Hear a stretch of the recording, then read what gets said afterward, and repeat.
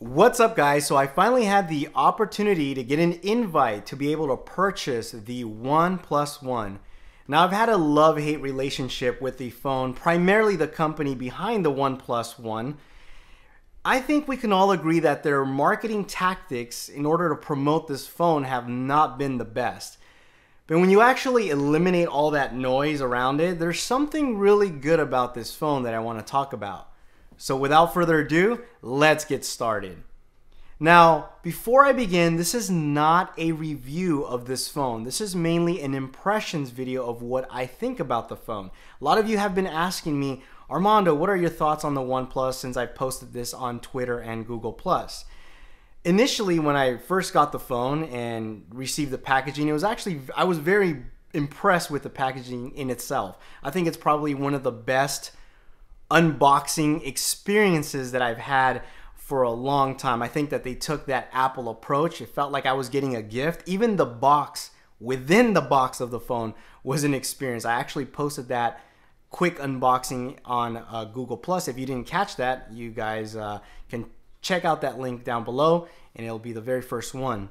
So I think to make this really easy, I'll talk about the things I like about the phone and then I'll talk about the things that I wasn't too thrilled about. On paper, this phone is really big. One of the things that I was blown away is how easy this is to use with one hand. Now, I know your mileage may vary because not everybody will have the same exact hand as me, but for me, I was surprised to be able to use this phone, or at least for myself, I can use this phone easily with one hand. Matter of fact, I find it more comfortable to use this phone than the HTC One, even after I applied the dbrand skin, which helped a lot considering this phone is very slippery. I was shocked, and for me this is like my new, let's just say, sweet spot. I really love the size. Of course, you can appreciate it's a really large display, but most importantly how easy it is to use with one hand.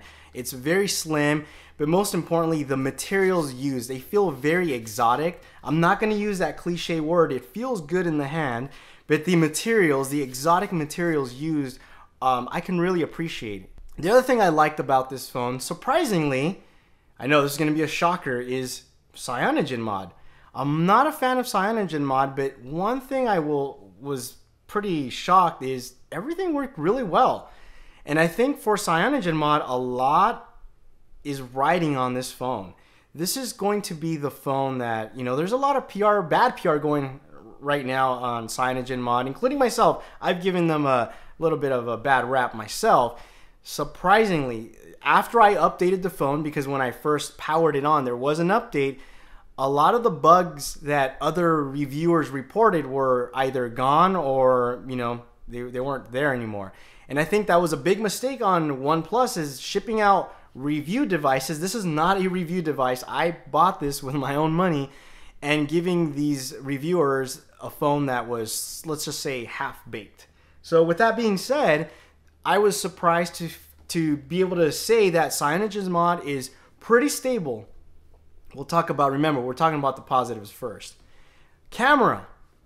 I really, really like the camera on this phone. This is a phone that I can say I can take somewhere and take really good pictures. When you think about the price of the phone, for starting at $300 and $350 for the 64GB model, I'm almost tempted to say that you can even buy a camera for $300 that will shoot as good as this phone. So even if you bought this phone strictly only to use as a camera, you wouldn't be disappointed. So the camera is really, really good. Now, in terms of performance, this phone is very fast, and it's actually what you would expect to get from any flagship phone that you would buy today, whether it be an HTC One, the latest Galaxy S phone, LG, whatever. It's really, really quick, no complaints there. It really shows that Cyanogenmod, for whatever reason, the last bugs or whatever they had were definitely ironed out. And as I said before, a lot is riding on this phone, so it's good to see that they're really taking that extra step to probably working day and night to make sure that this phone is what people would expect to buy from a phone that is considered a flagship killer. Speaking of software, there's a lot of nice features implemented specifically for this phone from Cyanogenmod that I felt were really nice and added to the whole Android experience. So For what it's worth, the experience, the Cyanogenmod experience on this phone is definitely top notch. Not to say that it's perfect, but we're focusing on the positive things here. Going back to the design of the phone, other things that I really like are the button placement. For example, the power on and off are located, or the power on and off switch is located to the right hand side, easily accessible with your thumb. The volume keys are pretty much on the same opposite side, same location to the power button.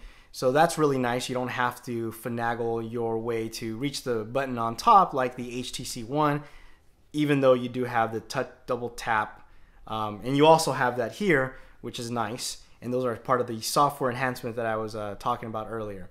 But overall, the phone is really good. But I think where this phone really shines is its price point. And I have to say that I believe that there is no phone out there right now in the marketplace that you can buy for $300, starting at $300, and you get all of this great hardware, including software. You know, I think Cyanogenmod is doing a really good job with this for $300. I'm looking at online to see what phones are available, and nothing comes close. And I think this is where this phone really shines. You ever go to the store and you buy something and then you feel when you get home, gosh, you know, I wish I would have not bought that. It was kind of a lot of money. I don't know if it's worth it. And you kind of have those regrets, second thoughts. I'm going to tell you right now that if you buy this phone, you will not have those regrets or second thoughts.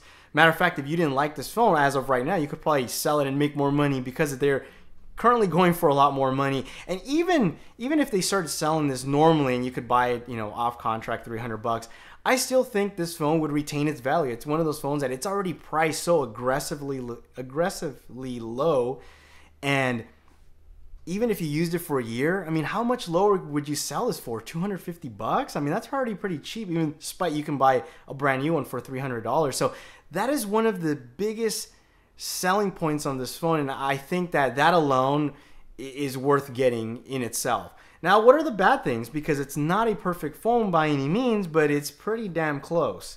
Some of the things I did not like about this phone is the speakers. Now, I am going to say that I'm pretty spoiled with the HTC One M8, so anything not front-facing stereo, to me, already sounds bad. So, because of that spoiled mentality that I already have, maybe my perception on it is a bit skewed. So, to me, these speakers are terrible. I don't like them, and watching video content, watching movies, well, I can't even watch a movie, but just consuming content outside, listening to it is not a great experience, and I cringe because that is probably one of the things that I would have said this phone would have been, for me at least, outstanding. It would have probably, I could have probably said it would have been the best phone right now for me. And it's still, I'm not sure if it's going to be better than the HTC One M8. I'm still having that toss up. But the other thing I didn't like about this phone is by the way, I'm not a fan of hardware keys, and I appreciate what Cyanogenmod has done. Matter of fact, that was originally an idea that I put out there on YouTube, and I like that. Don't get me wrong, that is a really good idea. It was my idea. However, one thing is the hardware buttons are reversed.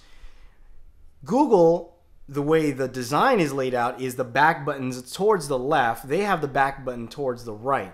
If they would have kept it consistent with the software keys, I can tell you right now, I probably would be using the hardware keys because, believe it or not, I actually like the hardware keys more on this phone, mainly because I like the one-handed use. I can use this phone with one hand and have no problem being able to use the capacitive buttons down below, which at first I was trying to use, but I just can't stand that the back button, the way it looks, is on the right, and it just bothers me, so I ended up using soft keys, which is fine. But come on, guys, that's sort of like a design problem. I don't know if because Oppo, they're using certain Oppo components. I don't know. Whatever the case may be, that was something that just bothered me. The other thing that I wouldn't say I didn't like, but I don't think that it was up to the highest quality, was the display. I think the display is really good. I think it's good there, but I don't think it's amazing or outstanding, even compared to the HTC One. When I put them side by side, you can see that the display on the One Plus compared to the HTC One M8, the colors aren't that accurate. I feel that they're a little bit more washed out, kind of dull. Now, with that being said, Cyanogenmod does have a couple settings where you can tweak. So maybe after I tweak it a little bit, kind of turn up the contrast a little bit, I believe that it could be a little bit better. We'll see. Again, this is just my initial impressions of the things that I don't like. Other than that, I know they're very minor. I really, really like this phone. If you have the opportunity to get an invite and buy one, I would say do it. I don't think you'll regret it. I think that it's definitely worth the price. I think it is not a flagship killer, but it is amongst the best phones you can buy today. For $300, $350 for the 64 gigabyte, you really can't go wrong. And I'm very happy I made the purchase. This will be my daily driver for a while. If it had front-facing speakers, it would probably be my daily driver for a long time, and I wouldn't care about my HTC One, but the HTC One keeps pulling me in because I consume a lot of media. If you don't, if you stick those earbuds or Bluetooth speakers, or if you don't use the dedicated speaker of the phone, then you're okay there. I think bottom line is when you sit back and you see what this phone offers for your money, there's just hands down nothing out there that can even come close. This phone feels like a $600, $700 phone, and that's the bottom line truth.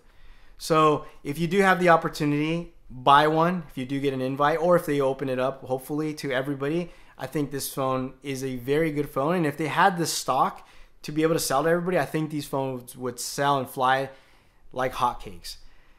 So I hope you enjoyed this first impressions video. If you did, please make sure to give it a thumbs up. And as always, I will catch you in the next one. Adios.